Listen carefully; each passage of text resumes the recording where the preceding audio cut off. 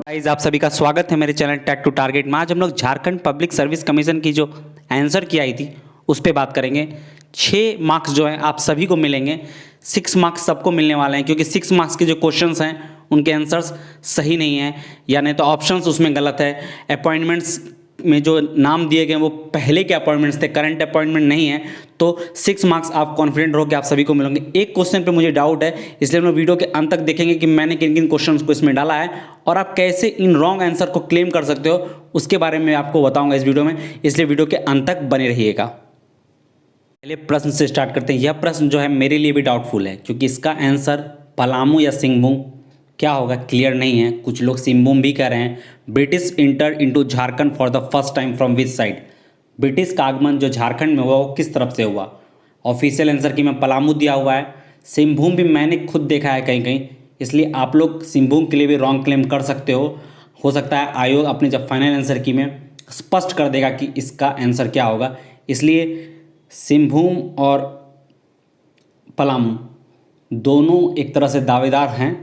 आपका अगर आंसर पलामू सही आया तो सही है, लेकिन सिंहभूम वाले भी क्लेम कर रहे हैं। बहुत सारे बच्चे हैं जिन्होंने सिंहभूम भी टिक किया है और मैंने बुक में देखा भी है, इसलिए आप कर सकते हो और फाइनल आयोग के द्वारा क्लियर हो ही जाएगा आने वाले वक्त। चलिए नेक्स्ट क्वेश्चन देखते हैं। क्वेश्चन नंबर 2 है, न्यूक्लियर पावर प्लांट और स्टेट का कम्बिनेशन कौन सा गलत है? कौन सा गलत है उसको टिक करना है आपको।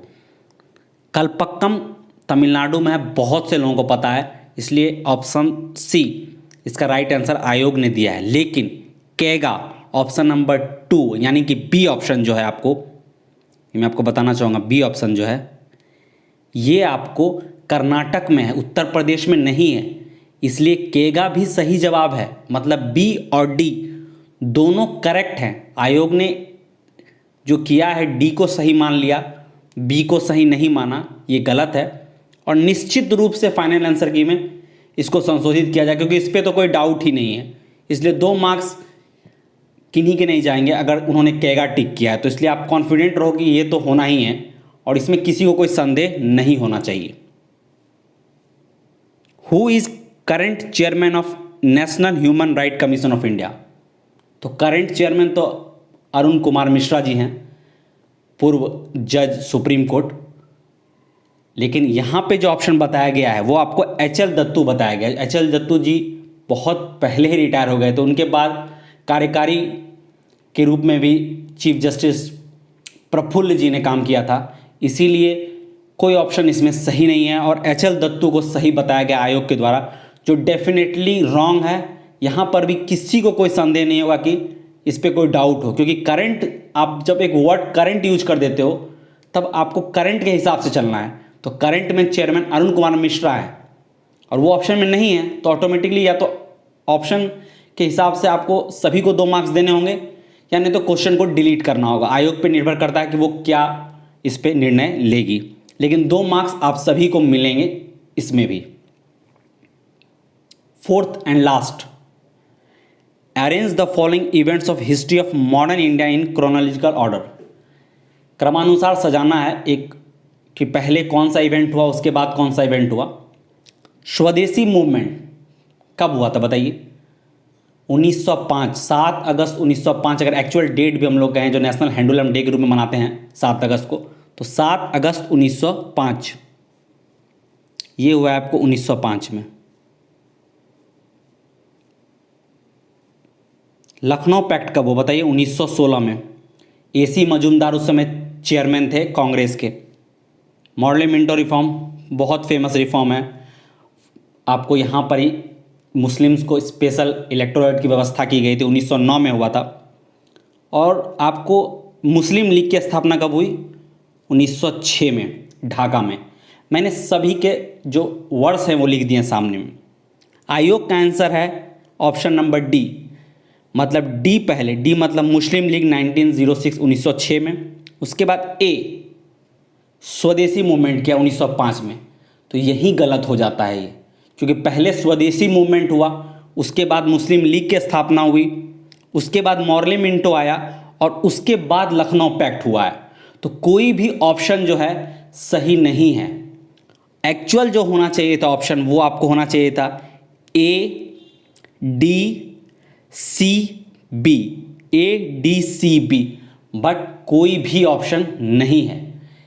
तो ये भी जो है आपको एक गलत सवाल है, ऑप्शंस नहीं है करेक्ट, तो आप सभी को इसमें 2 मार्क्स मिलेंगे। तो 6 मार्क्स जो मैंने अभी बताया है वो तो एकदम आप कॉन्फिडेंट रहो कि सबको मिलने वाले हैं। एक डाउटफुल है, पलामू होगा या सिंहभूम, उसमें अब जो भी आयोग का लास्ट आंसर रहेगा हमें वो मानना होगा। सिंहभूम मैंने खुद भी देखा है, मैं बार बार ये कह रहा हूँ कि मैंने खुद देखा है, पढ़ा है वो लाइन, इसलिए सिंहभूम। अब पलामू है तो ठीक है, जो फाइनल आंसर की आयोग देगा हमें उसको मानना होगा। अब हम लोग ये बात करेंगे कि हम कैसे रॉन्ग आंसर्स को क्लेम करेंगे। समय बहुत कम है, 2 दिन मुश्किल से बचे हुए हैं। अभी भी आप लोग को कोई भी डाउट है, बहुत आसान तरीका आयोग ने बताया है कि आप बहुत ईजिली अपने आंसर को चेक कर सकते हो। आप क्लेम करोगे तो आपको ही पता चल जाएगा कि आपने सही बताया है कि गलत।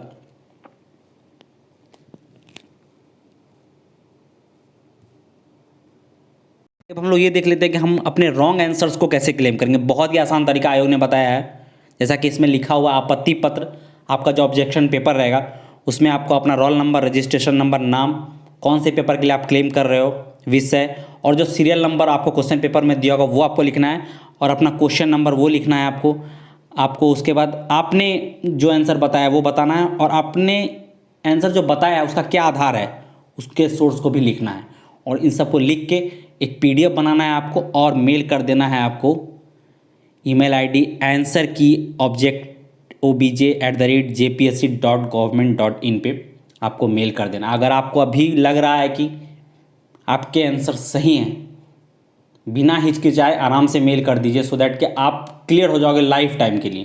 क्योंकि एक बार आपको पता चल जाएगा तो एटलीस्ट उस क्वेश्चन को तो आप कभी ज़िंदगी में नहीं गलत करोगे। इसलिए जिन लोगों को अभी भी ऑब्जेक्शन फाइल करना है कर दीजिए, कल लास्ट डे है, उसके बाद आयोग नहीं सुनेगा। और जिस तरह से प्रक्रियाएं चल रही हैं, बहुत जल्दी होपफुली अक्टूबर में हमें रिज़ल्ट मिल जाएगा। मैंने कट ऑफ के लिए भी वीडियो बना के डाल दिया है, आप उसको भी देखिए। कट ऑफ अगर उसके आसपास है, आप अभी से तैयारी में लग जाइए। Thank you and please like and subscribe so that कि मैं जब अपना अगला वीडियो डालूँ तो आपको नोटिफिकेशन पहुँच जाए।